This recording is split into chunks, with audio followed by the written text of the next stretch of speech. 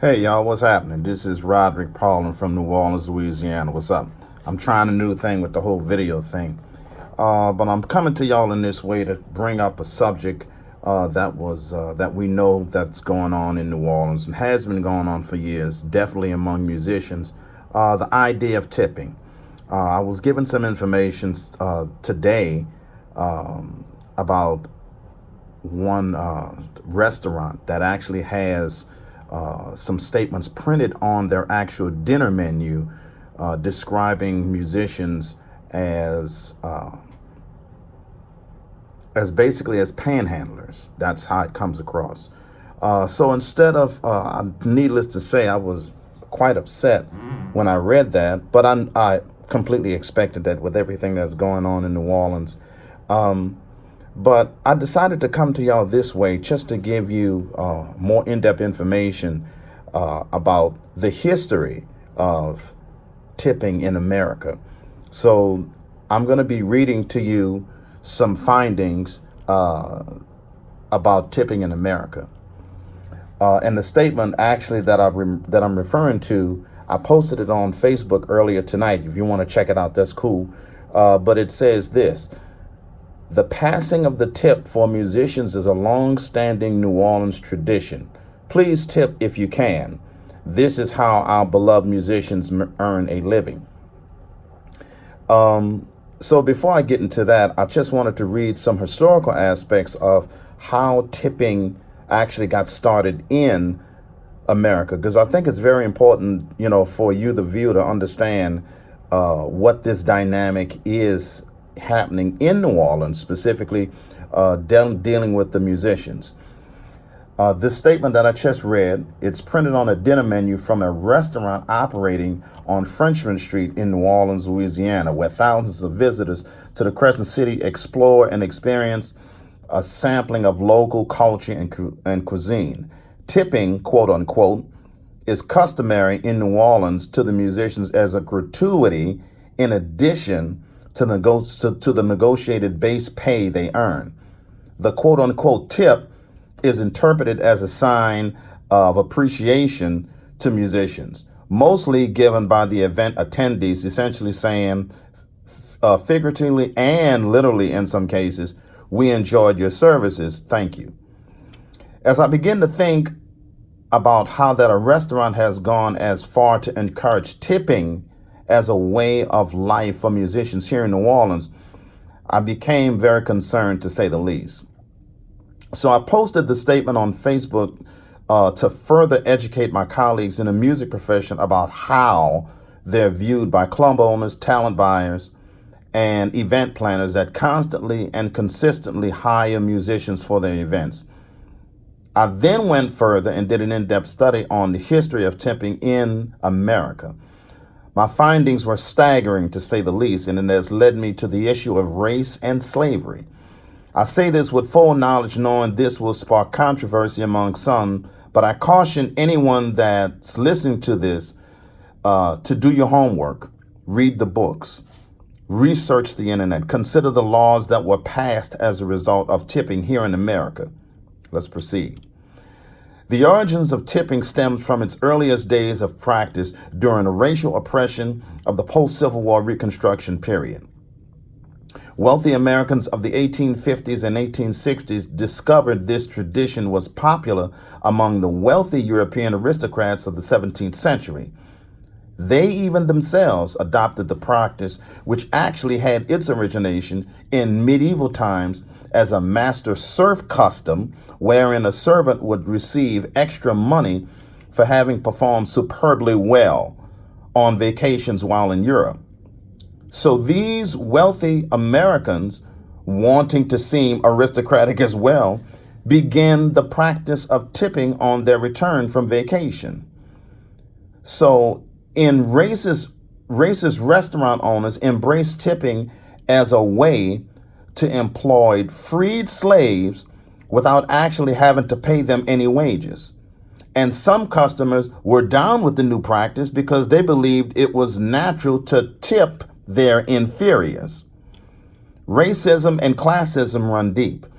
This attitude is summed up in this passage from a reporter in 1902. The quote says, "I had never known any but Negro servants. Negroes take tips. Of course, one expects that of them. It's a token of their inferiority. But to give money to a white man was embarrassing to me." During the 1860s, there were many diners and restaurants that were totally against the idea of tipping, as they found it to be inherently condescending and classist. There was so much anti-tipping traction that the practice spread even more to Europe during the 1860s. That's one reason why there is no tipping expected at most European restaurants today, according to the co-founder and the president of the Restaurants Opportunities Centers United, ROC United, and the director of the Food Labor Research Center at the University of California, Berkeley, who advocates for the equalization of wages for tipped and non-tipped workers. By the late 1880s, black workers accounted for nearly half of the hospitality industry. In the 1920s, restaurants that were losing money because of prohibition laws encouraged tipping, making it even more popular. So over time, tipping became the norm.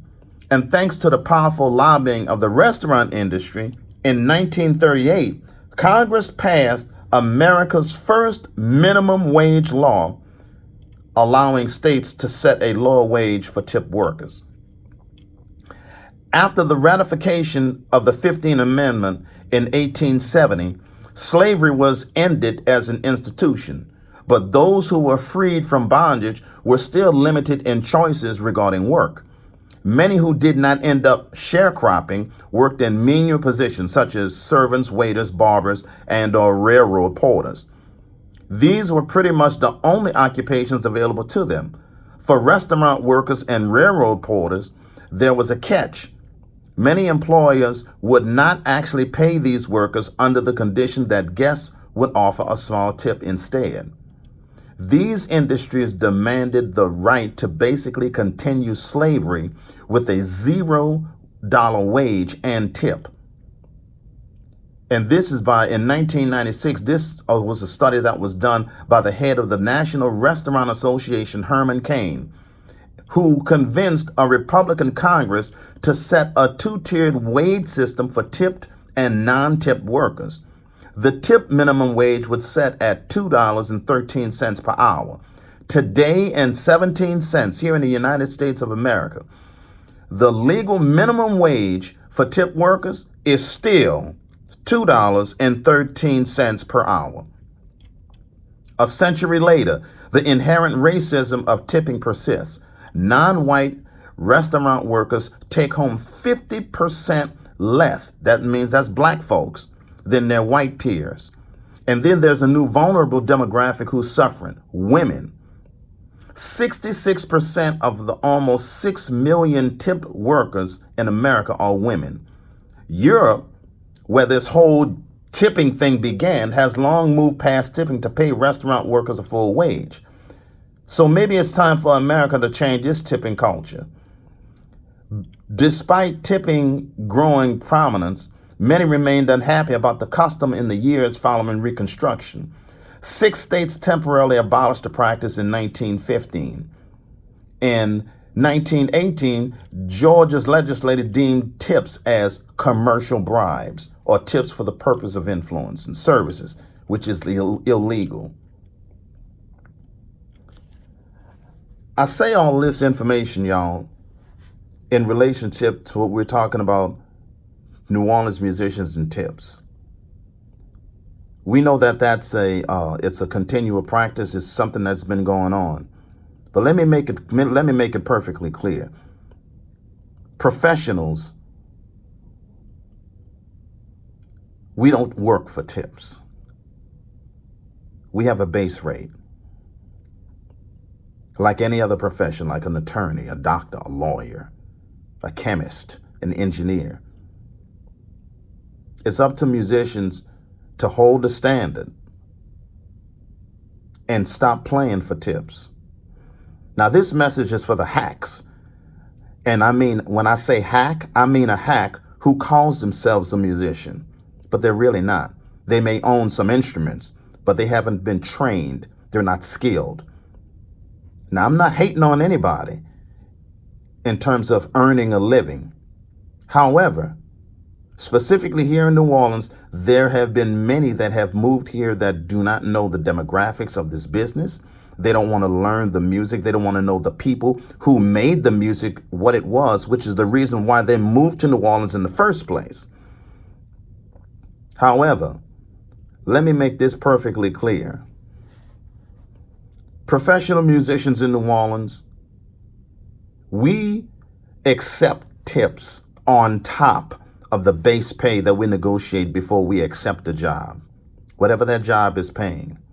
We accept it as a gratuity from the event attendees that's essentially saying, we really enjoyed your music. And everything what I just read about the laws being passed as a result of tipping correlates directly to musicians. We've proven that the state of Louisiana generates $18.8 billion in tourism revenue annually for the state of Louisiana, and it's not being disseminated to musicians. That's why we're working closely with the local musicians union and the American Federation of Musicians to help turn this tide here of the freelance community here in New Orleans, with Louisiana being a right to work state. So again, my advice to other professional musicians out there, don't just go on Frenchman Street and play for tips. You're better than that. You don't need to accept that. If you went to school and you've learned your instrument, whether you're playing in a brass band or whatever kind of band that you're playing, and have a standard among yourself. Don't be influenced by the hacks that have come here to New Orleans and they're accepting jobs under any conditions because they want to be accepted so bad they're taking any kind of job. And they know that. The club owners and the event planners, they understand that, and they're totally and completely and daily exploiting that. Musicians, it's time for you to stand up for yourself. If you don't say anything, they're not going to just bow down and give you what's exactly yours. You have to understand your worth to yourself first.